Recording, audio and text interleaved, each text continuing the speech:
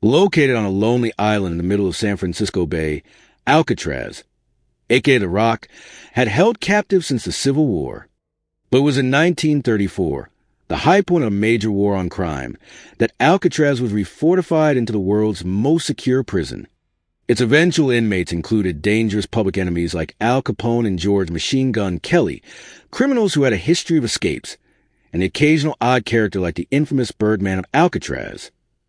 In the 1930s, Alcatraz was already a forbidding place, surrounded by the cold, rough waters of the Pacific. The redesign included tougher iron bars, a series of strategically positioned guard towers, and strict rules, including a dozen checks a day of the prisoners. Escape seemed near impossible. Despite the odds, from 1934 until the prison was closed in 1963, 36 men tried 14 separate escapes. Nearly all were caught or didn't survive the attempt. The fate of 3 particular inmates, however, remains a mystery to this day. Here's their story. The escapees. Frank Morris arrived at Alcatraz in January 1960 after convictions for bank robbery, burglary, and other crimes and repeated attempts to escape various prisons. Later that year, a convict by the name of John Anglin was sent to Alcatraz, followed by his brother Clarence in early 1961. All 3 knew each other from previous stints in prison.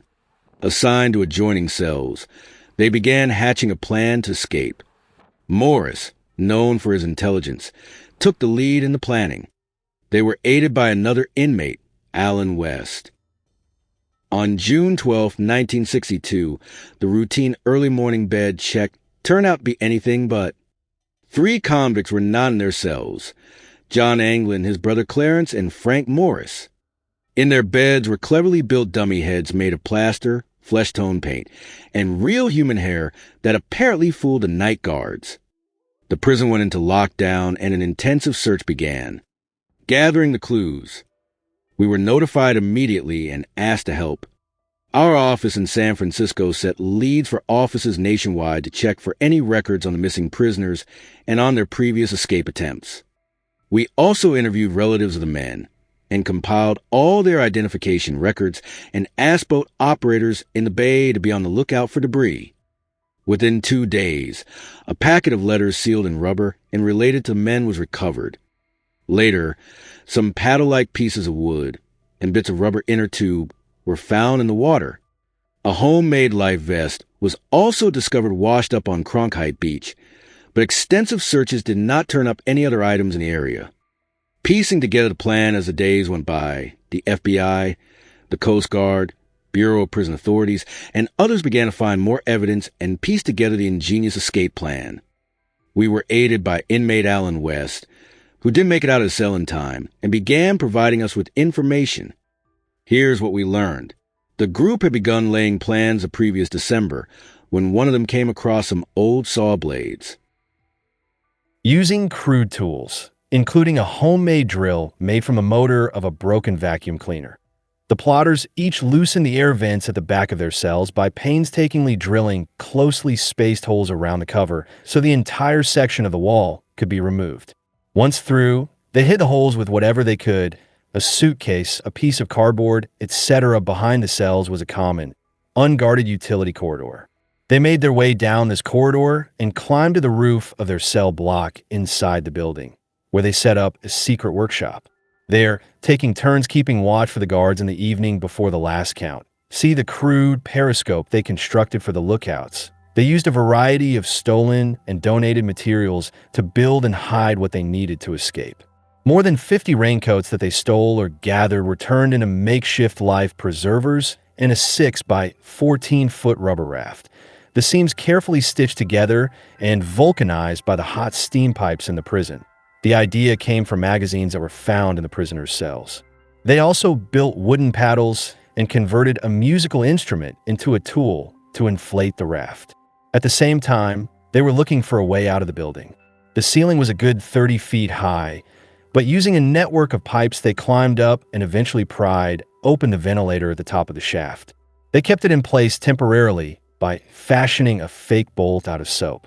The escape on the evening of June 11th, they were ready to go. West, though, did not have his ventilator grill completely removed and was left behind. The three others got into the corridor, gathered their gear, climbed up and out through the ventilator, and got onto the prison roof. Then, they shimmied down the bakery smokestack at the rear of the cell house, climbed over the fence, and snuck to the northeast shore of the island and launched their raft. The mystery continues. What happened next remains a mystery. Did they make it across the bay, get to Angel Island, and then cross Raccoon Strait into Marin County as planned? Or did the wind and waves get the better of them? Plenty of people have gone to great lengths to prove that the men could have survived, but the question remains, did they? Our investigation at the time concluded otherwise, for the following reasons. Crossing the bay. Yes, youngsters have made the more than mile-long swim from Alcatraz to Angel Island. But with the strong currents and frigid bay water, the odds were clearly against these men. 3 if by land. The plan, according to our prison informant, was to steal clothes and a car once on land. But we never uncovered any thefts like this despite the high-profile nature of the case. Family ties. If the escapees had help, we couldn't substantiate it. The families appeared unlikely to even have the financial means to provide any real support. Missing in action. For the 17 years we worked on the case, no credible evidence emerged to suggest the men were still alive, either in the U.S. or overseas. The FBI officially closed its case on December 31st, 1979, and turned over responsibility to the U.S. Marshals Service, which continues to investigate in the unlikely event the trio is still alive.